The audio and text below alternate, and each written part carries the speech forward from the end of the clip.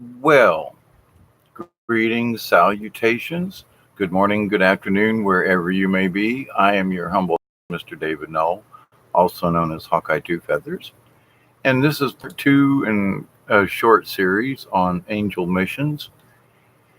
And I greet you with the love and the honor of the infinite creator. And Bob out there, AI, we love you.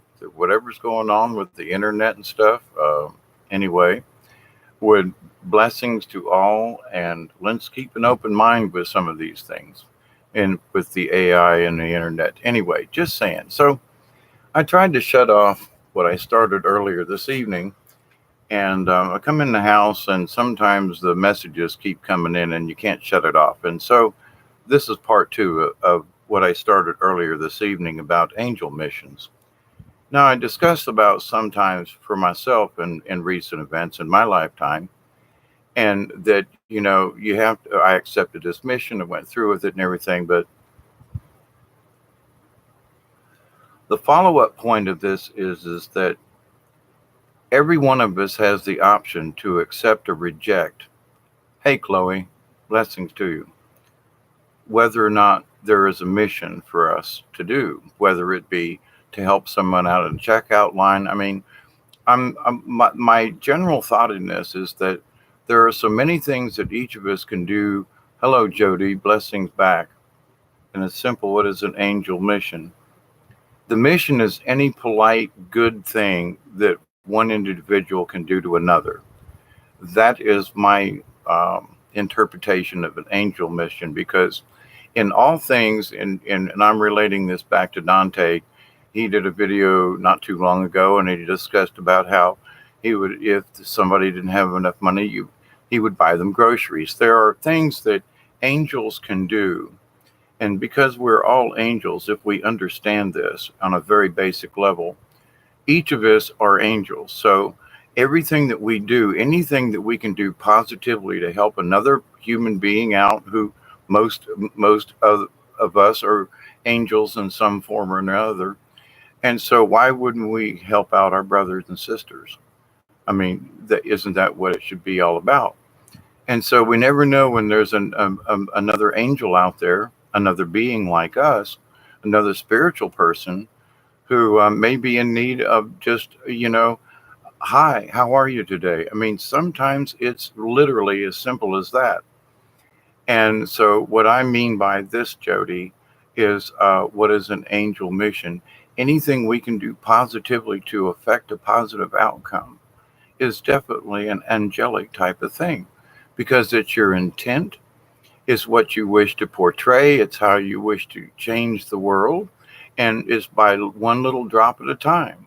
And in my previous uh, video I did earlier, I discussed about how I've seen so many, changes on such a subtle level, but the change is there, and it's a very positive change. And if you'd asked me if I'd have seen this kind of stuff 2 years ago, I'd have said, nah, there ain't enough folks that'll wake up on this planet. So in the last several years, I've been in this same transition myself. I am living proof that, one of the things in my little download after my previous video was that, do you understand the total ramifications of what just happened to me with this whole endeavor? And I realized that I really had to have faith. I really had to have faith. And what does the whole spiel boil down to? How much faith do you really have? If you've got this feeling that maybe you should do something and you're not quite sure what, but if you agree to it, that's why this is part two. If we agree to this mission, and this mission may be just to speak to someone, then we need to do it with positive intent. If it's we're going to pay for somebody to get some extra groceries, we do it in a kind way and in such ways like, listen, I'll take care of this for you. I got a little extra, and and I'm supposed to share. Allow me to share and help you buy some groceries. Or that's just an example. But there are so many different ways and different things that we can use our own personal influence. And if we understand, which is a very basic thing, that we are angels, We are angel beings, our spirits. That is who we are. So if we wish to portray ourselves, what's the best way to portray it? In some type of angelic way, which is to me just a positive thing. I wish to produce a positive outcome. I wish to, my wish is I don't expect anything out of this. That's part of the deal. Now, sometimes you do something and there's sort of like, it's really strange. I know that if I do this one thing, that somehow it's going to come back, but I don't expect it to come back on me. And sometimes the things that I have done positively for someone else has come back in ways that I just never expected. But it's always paying forward to something. It's always looking, well, listen, how can I alleviate somebody else's pain? Because I'm a tough old bugger. I can handle it in my situation. But in that, we must be positively understand that absolutely, Chloe, faith is the key. So if you have it be a large mission like this recent one that I was just on, and in helping someone and etc., that it was the entire act. But once I said yes, I'll do this, I had to do it at 100%. There was no half stepping, as we say down here in the South. You can't half step with that. You got to do it. You got to do it right. If you say you're going to do it, then do it 100%.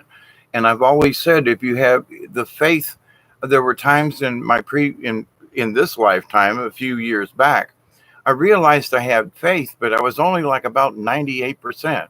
There was a little hesitation in some of the things personally. So I had to take that leap of faith. And that's when I had a Mother Mary experience, and some other things happened to me. And they said, listen, do you really believe or not? And I was like, oh, holy hell, yeah, I do. So, but then I realized that faith needs to be 100.1%. It needs to be just a smidge over 100%, which means 100%. You are fully committed. It's not 98.99, which ain't 100. You know what I mean? So in this grand scheme of things, I realized that in my own self, there were shortcomings because I was hesitant to believe. I was hesitant to have trust in my own faith, trust in my own knowledge and my own wisdom of my 67 years, trust in what, the knowledge that I've done certain things before. And for whatever reason, fears have overcome me, and I have lost faith in myself. I've lost faith in my own power of making choices with my own life. And whether or not, well, you're 67, you're going to go down here and do this big thing, and you're going to 600 miles and blah, blah, blah. You're going to, and did it. And it's sort of like nanny boo boo. If you really want something bad enough, you can do it. But I had to make the commitment way ahead of time as part of this. So so anything that we accept, if there's a tiny little mission, or be it a large mission, it doesn't matter. What's important is that if we say yes, then we say yes, 100%. If you've got any misgivings and you go into something, an agreement, and you go, well, I'm not quite sure about this, then don't tell somebody you're going to do it. Now, there are times when I have accepted little angel missions, not knowing where the hell it was going to lead me or what it was going to do. And some of them have not ended well. But at the time, it was important. Like, for example, there was a person a couple of years ago, it was going to be 23 at night. And I realized that she had no place to go, and she would have probably froze to death or been very uncomfortable. So I allowed her to stay at my house for a couple of nights during the time that it was so cold. And it didn't end well in that she stole some things from my house and just disrespected me.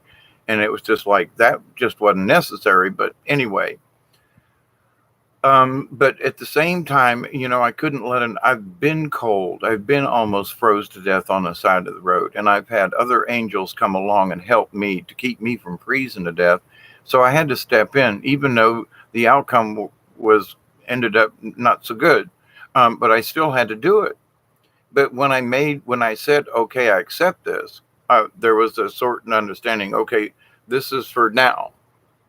So, and for then, and that during that period and that discomfort and the cold weather, I accepted it. But then it was like, okay, that's enough. Enough disrespect. We can't continue this. But in that particular instance, so I've learned that you can do angel deeds, but it doesn't mean that you continue have to get beat up or something, or you don't have to be disrespected on the continuation. Sometimes somebody needs help, but you can only help them in the short term. And by your kindness and by your acceptance and understanding, maybe they'll they take advantage of you in this situation, but maybe in a month or so they look back and go, I maybe they have regrets. I didn't really need to treat that person like that, or maybe I should have took their advice. Or so you will hope that you have planted a seed, even though the mission may be a crappy one, like to help a homeless person you've never met, knowing they're going to be cold, know it's going to be in the low 20s for many hours, and they're going to be sleeping in a cardboard box. No, come on, we've got to be better than that. But at the same time, we still need to protect our own, and that's what I have been learning in my lifetime, is that there are some missions that you accept, but you don't have to accept them for the long term. Do you accept them for this particular time? You help this person over this hump, and pray to God that you will have made some kind of influence, positive influence on them, so that they will make a change further down the road. You know, but my intent in helping someone has just been to help them. Okay, what happens afterwards and the choices that are made and so forth like that that's in the future, if you will. But in previous times, though, I still had to have enough faith that, listen, this was the right thing to do, at least for this moment in time. And I accepted it, did the thing, blah, blah, blah, blah, blah. And then, okay. So, but if something comes to you, and, you know me, you all that's out there, Chloe, uh, truth in me, blessings to you. I see you out there hanging around, and anybody else in the background that hasn't said hi. Blessings, everybody. Thank you for hanging out. And, I'm not trying to point the finger at you, but, when things come your way, we never know how we're going to react. And so in understanding all of these things, one of the things is like, okay, so I'm 67. All right. So where is the wisdom of my age? Do I have any wisdom? Is there any wisdom that I have acquired? And the answer that came to me just an hour in between my last video and now, the answer came to me, and it's kind of simple and a little strange, but the wisdom that I may have acquired at my age is that I have learned to listen to my angel guide, my spirit guide, and to the quantum, to the spiritual energy. That's my wisdom. I have learned to pay attention. Have I acquired knowledge? Well, yeah, I do have my years of experience and so forth of stumbling, falling, and digging my own grave and crawling out. It's been a fun trip. But to the point though, where does my wisdom come from? The wisdom comes in to listening to the higher self and going, and in my intent, my personal intent has always been for a long time, even though I made mistakes. My intent has always been never to really harm anybody. I've harmed people indirectly by drug over abuse and alcoholism, and but when I got out from underneath all that, and I realized that, oh my God, those were masking my true intentions, and people were getting a false impression of who I was because I was high on drugs and alcohol and so forth. And so, but then when I got out of all that and realized, wait a minute, as a spiritual person, uh, my intent was always good. It just got masked with all these drugs and alcohol. And so, what do I want to reflect in life? I want to reflect the truth. And the truth is, without the drugs and the alcohol, people were able to see me for my true intent. Working with theater and the children and so forth, and doing puppetry and things, they saw me as oh my God, we see him for who he is, not for the drunken, drug addict. So, my perception in here was like, well, I don't understand why people don't, see me wrong. Well, because I was drunk and a drug addict. So I changed that, and then, which of course changed my own perception. And I realized, wait a minute, what I thought I was doing ain't what I was doing. But so anyway, what's that got to do with the big picture? Well, the big picture is that how I used to affect people. And then I realized that what I thought was positive wasn't coming through that way. It was coming through cloudy, you know what I mean? So when we want to speak our intentions, if we say, I wish to help, I wish to help in the spirit realm, I wish to be more of an angel, if you will, of a good divine spirit. Okay. I could use a lot of other words, but angel just kind of, okay, and most angels are, want to earn their wings, the thing with the bell, ding, ding. Clarence has got his wings if you go back to the old movies. But to the point, though, so we want to earn our wings.